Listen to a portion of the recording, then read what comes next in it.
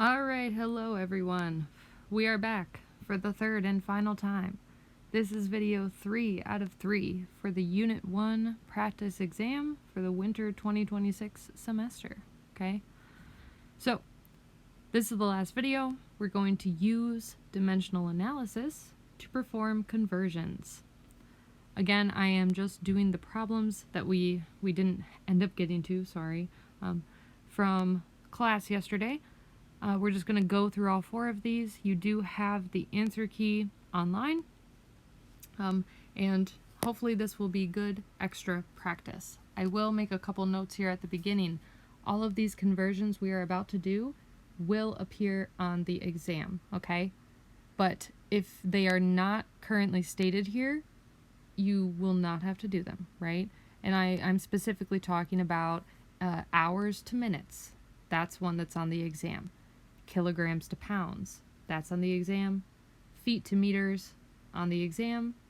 And I believe that's it. Yeah, those are the 3 that you will see. So we're going to practice them today, and when you take it, hopefully this will not be so unfamiliar, right? Another note I will make, and I did write this actually on the answer key. It's up in the little right hand corner of your answer key. But, we do have to apply significant figures to all of these answers, right? But I want to specify that if it is an equivalency, and when I say equivalency, I'm talking about stuff like this. 1 hour equals 60 minutes, okay? Or 1 kilogram equals 2.2 pounds. Equivalencies do not affect your significant figures. If I look at 1 hour equals 60 minutes, both of these have 3 sig figs, right?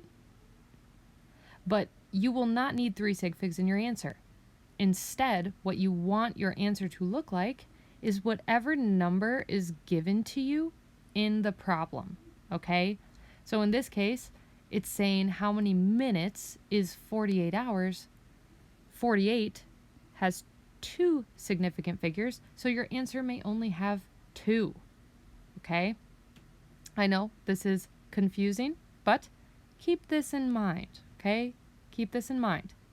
Equivalencies do not affect significant figures, period. Okay, but now that we have that down, we can start going through these problems, doing dimensional analysis. I'm just going to, over here on the side, write this little cheat code for dimensional analysis. Basically, you start with something, you are given a certain unit, and in order to convert it to something you want, you're going to multiply by an equivalency with the units you want on top and your given units on the bottom, right? And we do this because given units will cancel, and you'll end up with wanted, right? So that might also be a helpful thing to write down on your scrap paper when you go into the exam. Given times wanted over given. That is the key for all dimensional analysis. So to start on problem number 1, you're given an equivalency. 1 hour equals 60 minutes. How many minutes is in 48 hours?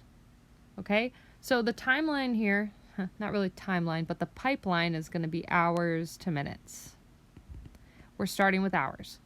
So just write down what they give you in the problem.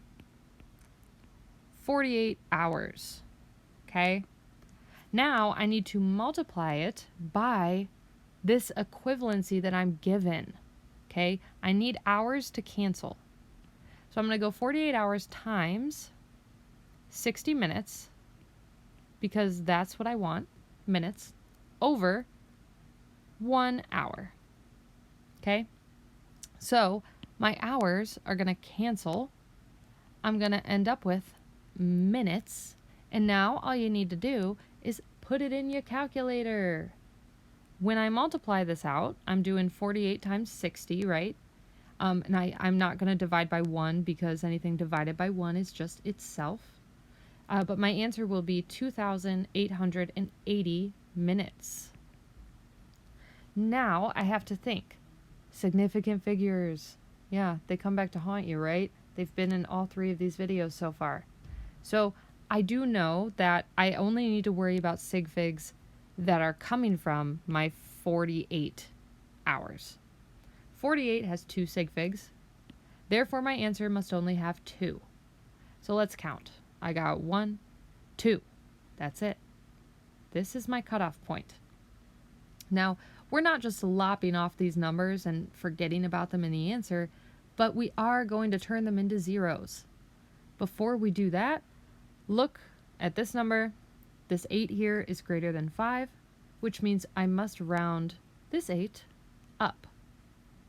And both of these numbers, here, let me circle them, the 8 and the 0, those are just going to become zeros, non-significant. So my final answer is going to be 2,900 minutes. Nice, nice, nice.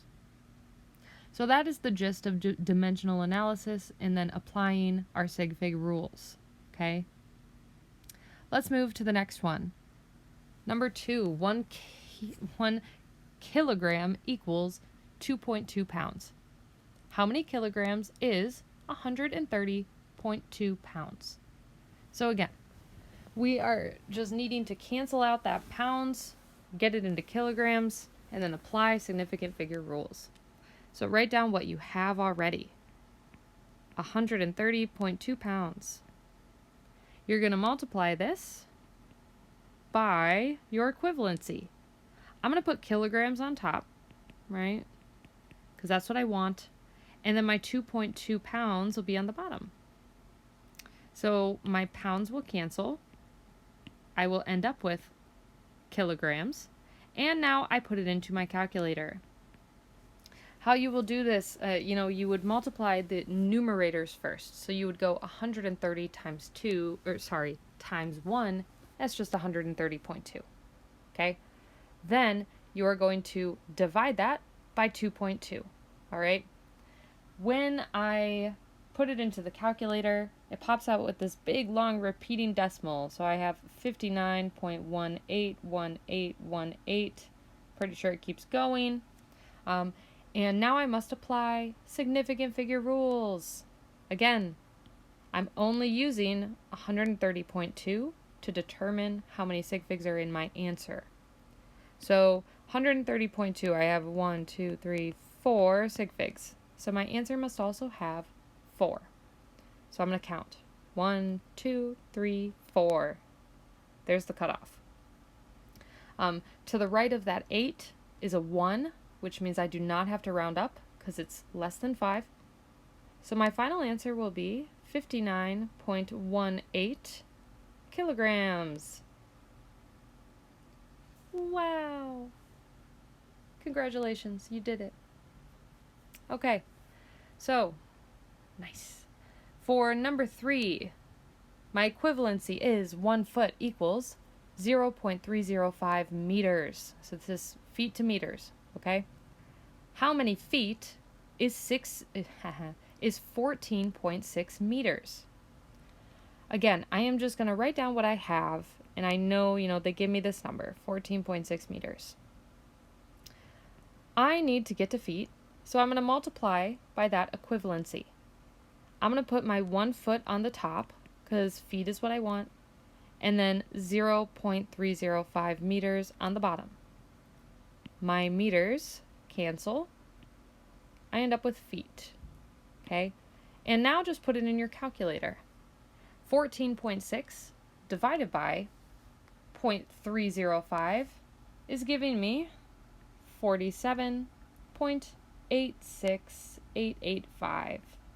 Awesome. So now I'm going to reference my original value again to determine sig figs.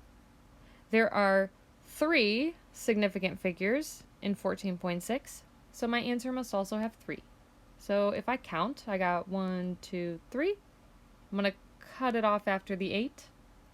Looking at the 6 to the right of the 8, since it's greater than 5, I will be rounding up. And my final answer will be 47.9 feet. Fantastic! Amazing! Okay, our last one. This is another kilograms to pounds or pounds to kilograms. So we're seeing this one twice. You'll definitely see it on the exam. So, how many pounds is 61.1 kilograms? Interesting question. So, write down what you got. 61.1 kilograms. You're going to multiply by your equivalency. This time, pounds is going on the top because pounds is what I want. And my 1 kilogram will go on the bottom. So my kilogram will cancel. I'll end up with pounds. Amazing. And then you just plug it into the calculator. So it's going to be 61.1 times 2.2. The answer I'm getting is 134.42. Now I need to reference my original value, 61.1. How many sig figs should I have? Well, 61.1 has 3, so my answer must have 3. So count. 1, 2, 3. We're cutting off the decimal places. If I look at that 4, right after the decimal, that is less than 5, so I don't need to round. And my final answer will be 134 pounds. Nice. Amazing. Sorry for the notifications. Whatever. I didn't put on Do Not Disturb. Anyway, that is the final question. We have now seen all of the possible conversions, right, that we're going to see on the exam. And again, the equivalency will be given to you already, and all you got to do is figure out how to cancel your units. I would strongly suggest up here in the corner, knowing this little cheat code, go into the exam, write it on your scrap paper, and apply it when you see these questions, okay? So, this is video 3 out of 3. Use this as a reference, and keep up the good work in studying, guys, okay? Let me know if you have any questions. Send me an email. Good luck.